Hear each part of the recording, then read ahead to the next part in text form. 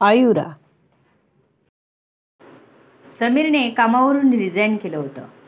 अजून तरी त्याचा प्लॅन त्याने घरी सांगितला नव्हता. कसा सांगणार? कोणीच तयार झालं नसतं, त्याला जाऊ दिलं नसतं. इथून पुढे समीरने आयुष आणि सुगंधाला लग्न करायला सांगितलं. जेवढ्या कमी लोकांत हे लग्न होईल तेवढं बरं होईल. समीरकडे अजून 15 दिवस होते, त्यामुळे घाई करावी लागणार होती. आयुषला त्याने कॉल केला.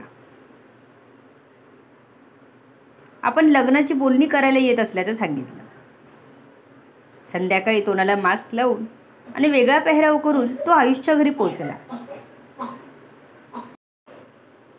आयुषने लगेच दरवाजा उघडला आणि त्याला घरात घेतलं. आपल्या रूममध्ये घेऊन गेला. वरचे कपडे काढून फक्त शर्ट पॅन्ट ठेवली आणि तो आयुषच्या रूममधून बाहेर आला. त्याला माधव आणि माधवीशी बोलायचं होतं. निधी तो आला तेव्हापासून त्यालाच बघत होती, पण त्याचा तिच्याकडे लक्ष नव्हता. ह्या 1-2 दिवसात तो खूप थकलेला वाटत होता. तिला समीरची काळजी वाटत होती, तर समीर आपल्या बहिणीच्या काळजीत होता. त्याने आयुषला पुढे येऊन बोलायला सांगितलं. आई बाबा, थोडं बोलायचं आहे तुमच्याशी. आयुष म्हणाला तसे दोघंही टेन्शनमध्येच आले. काय रे, काय बोलायचं आहे? माधवने काळजीनेच विचारलं त्याला. आई बाबा दोघंही बसा, बसून बोलू आपण, आयुष म्हणाला. निधी ही सर्व बघत होती, तर अवनी आपल्या कामात होती व्यस्त. त्या दोघींना कोणीच बोलावत नव्हतं. अवनीचा हात पकडून निधीने तिला किचनमधून बाहेर आणलं आणि दाखवलं. तिने खुनीनेच काय असं विचारलं, तर निधीलाही माहीत नव्हतं तर ती अवनीला काय सांगणार होती म्हणा.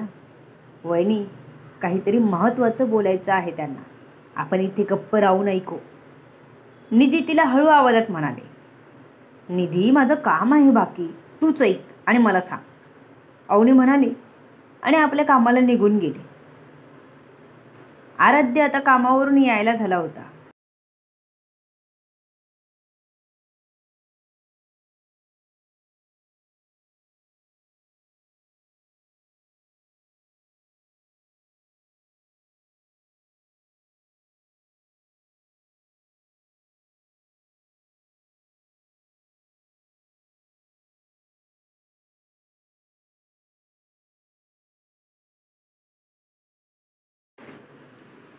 मला तुमच्याशी महत्त्वाचं बोलायचं आहे. तुम्हाला माहीतच आहे 2 दिवसापूर्वी काय झालं ते. त्यामुळे अधिराजने माझ्या मागे माणसं लावली आहे, तर मला लपून छपून सर्व करावं लागत होतं. पण आता अधिराज कुठेतरी बाहेर गेला आहे.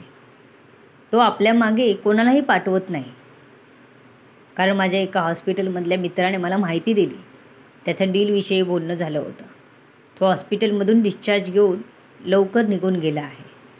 आपल्याकडे तो येईपर्यंतचा वेळ आहे. आपण मोजक्या लोकांना बोलावून हे लग्न करू शकतो. समीरने हे सर्व सांगितल्यावर आयुषच्या बाबांनी आयुषकडे बघितलं. तू तयार आहेस का लग्नाला? कामधंद्याचं काय? माधवने आयुषला विचारलं. आणि एवढ्या घाईत लग्न करताय तर तुमच्या बहिणीला बोललात का? माधवीने समीरकडे बघत विचारलं. त्या दोघांना सगळ्याचीच काळजी वाटत होती. आधी तुम्ही तर तयार पाहिजे. ती लग्नाला नाही म्हणणार नाही, मला खात्री आहे, समीर म्हणाला. त्याला माहीत होतं सुगंधा त्याच्या शब्दाबाहेर नव्हती. ठीक आहे, सगळं तुमचं ठरलेलंच आहे तर आमची काही ना नाही. फक्त कसं सर्व करणार आहे ते बघा. सगळे घरात आहेत तर खर्च तर चालला पाहिजे. आयुषला स्वतःचा व्यवसाय टाकायचा आहे. त्याने सुरुवात केली आहे, पण त्याला उभं राहायलाच कमीत कमी 6 महिने तरी जातील. माधव समीरकडे बघत म्हणाले. हो माहीत आहे. सध्या तरी थोडंसं आपल्याला कर्ज घ्यावं लागेल. सुगंधाई दुसरीकडे कामाला जाईल. हळूहळू होईल सर्व ठीक, समीर म्हणाला. आयुषला हे दुसरा काही पर्याय दिसत नव्हता. अजून एक गोष्ट, निधीला इथून बाहेर पाठवायला लागेल. त्यामुळे अधिराज आला तरी तो निधीला त्रास देणार नाही, समीर म्हणाला. हो, ते आयुष म्हणतच होता की सोलापूरला आत्याकडे पाठवू म्हणून. तिकडे जाईल, ती तयार आहे, माधवी म्हणाली. आता सगळं आवरून अवनीसुद्धा या चर्चेत सामील झाली होती. अवनी, आयुष लग्नाचं म्हणतोय, काय करायचं? माधव म्हणाले. तुम्ही सर्वांनी ठरवलंय ना, मग मला काही प्रॉब्लेम नाही. मी तर मस्त मिरवणार आहे भाऊजींच्या लग्नात, अवनी जागेवरच हलत म्हणाली. तिने थोडंफार संभाषण ऐकलं होतं त्यांचं, त्यामुळे आता तिला मध्येच बोलायची गरज वाटली नाही. त्यानंतर थोड्याच वेळात आराध्यही आला. तोही त्यांच्यासोबत बसला. त्याला सर्व सांगितलं आयुषने. त्याला इतकी घाई करणं पटत नव्हतं, पण सर्वांनी एवढा विचार विनिमय करून ठरवलंच होतं तर तो काही मध्येच बोलणार नव्हता. त्याने मान हलवली. सर्व ठरल्यावर आई बाबा भटजींकडे गेले तर समीर आणि आयुष समीरच्या घरी आले.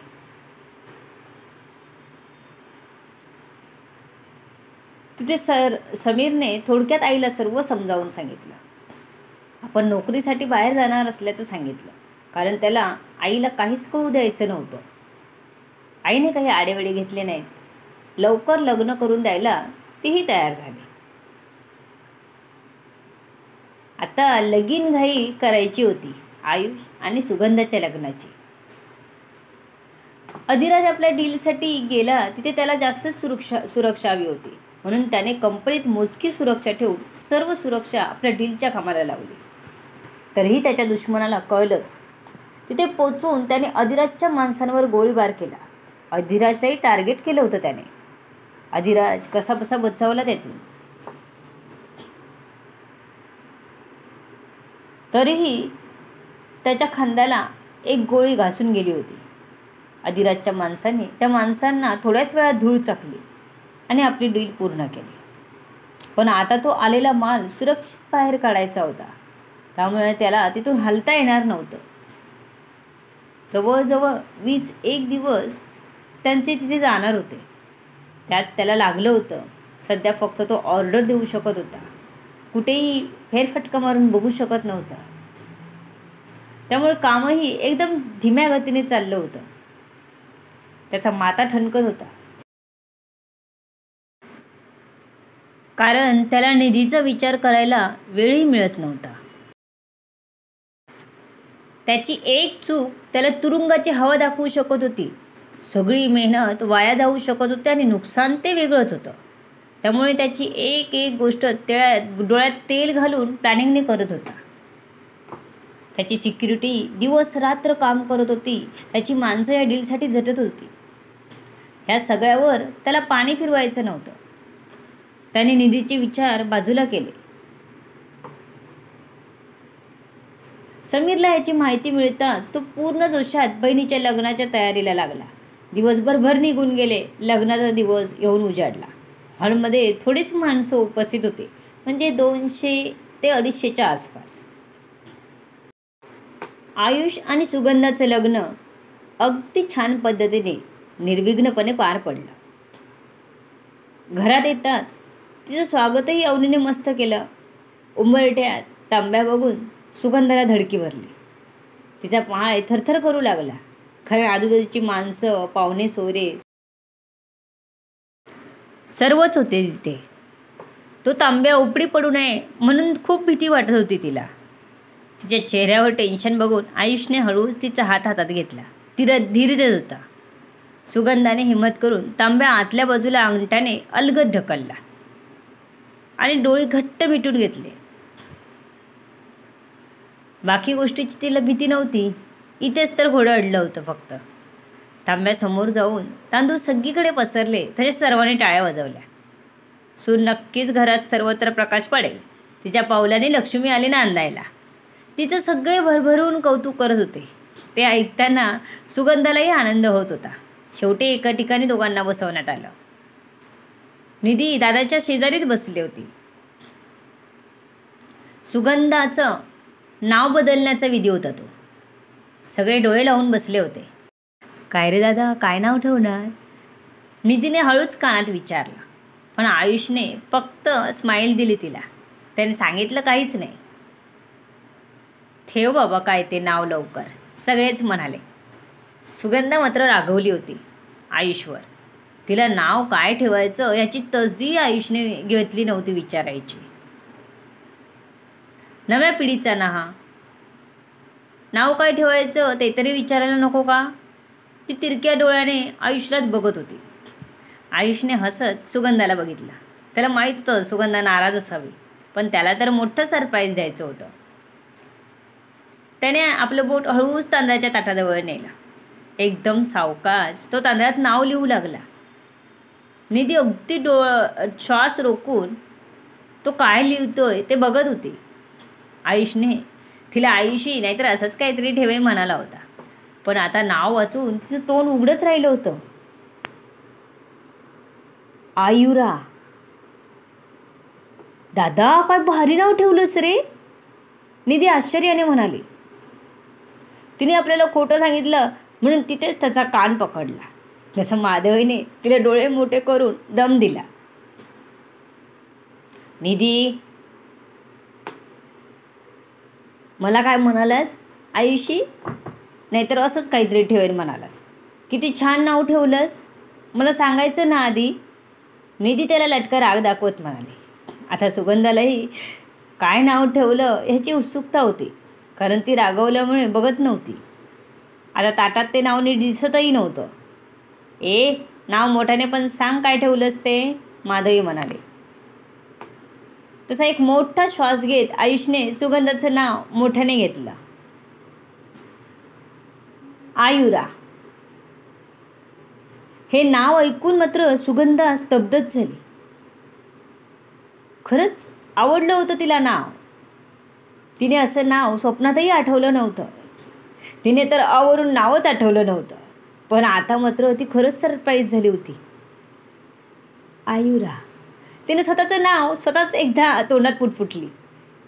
निधीची तर बडबड चालू होती, मी आता याच नावाने आवाज देणार. आयुरा वहिनी. निधीने तिला मुद्दाम आवाज दिला होता. तसं सुगंधाने मागे वळून पाहिलं. अरे तू तर लगेच एक्सेप्ट केलंस, निधी म्हणाली. तसे ती गालत असली. फायनली तुमच्यासमोर कादंबरीचं नाव आलं आहे, आयुरा. हे माझं इथून पुढे नायिकेचंही नाव असणार आहे. लक्षात ठेवा, इथून पुढे सुगंधाचं नाव आयुरा असं संबोधित होईल. क्वचित माहेरच्यांसोबत संभाषणात सुगंधा येईल. सर्व गोष्टी जाणून घेण्यासाठी पुढील येणारे भाग वाचायला आणि ऐकायला विसरू नका. तुमच्या अमूल्य प्रतिसादाची आतुरतेने वाट बघते. लेखिका शब्दवेदी उर्फ संतोषी गजानन राणे पाताडे. धन्यवाद.